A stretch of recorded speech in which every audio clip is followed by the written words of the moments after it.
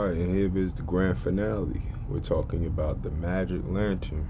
Remember how we got here? We went to the 1828 Webster's Dictionary and we looked up magic, and in magic, one of the things that was described in the definition was the magic lantern, and it was attributed by the 1828 to Althanius Kircher, the Jesuit priest.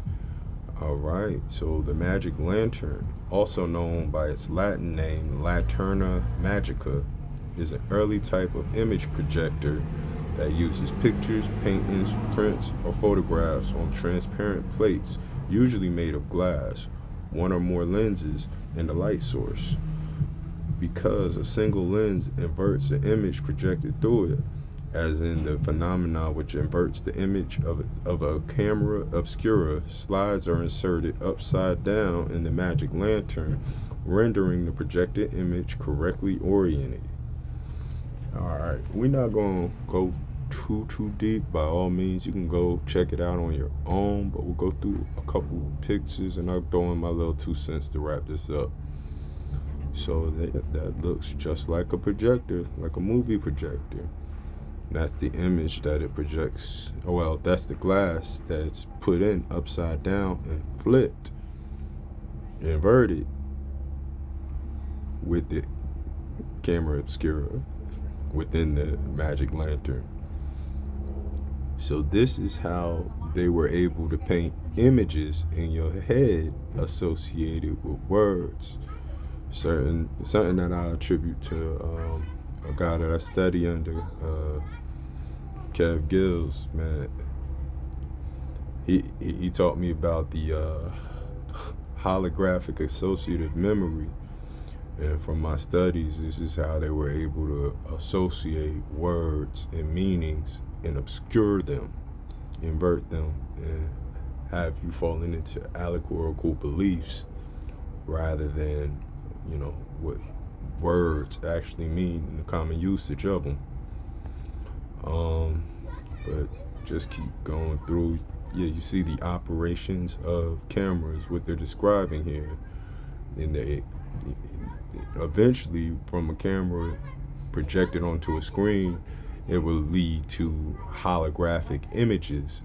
And some of the things that we are seeing today that are artificial intelligence are projected images that are really not there, that they're able to use. Let's say holographic projectors. If you do a little bit of research on those, they're able to project things that aren't actually there. You remember when Tupac had a concert and they had like Michael Jackson concerts where you had a holograph of their image and their likeness performing their music, even, you know what I mean? No, they're deceased, but they're able to also do that with like Sora 2. They're able to put these, because they have their image and likeness, they're able to make it seem like they're out here doing things that they've never done. And eventually that will lead to a lot of confusion down the line, where people would think that guys like Martin Luther King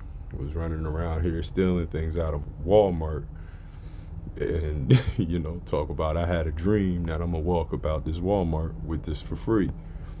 But this is basically where I was trying to conclude at. This is where I was trying to get to, just to get people to understand how salience is used in neurotic weight. That's the wrong word. Let's just leave it at salience. Salience is used to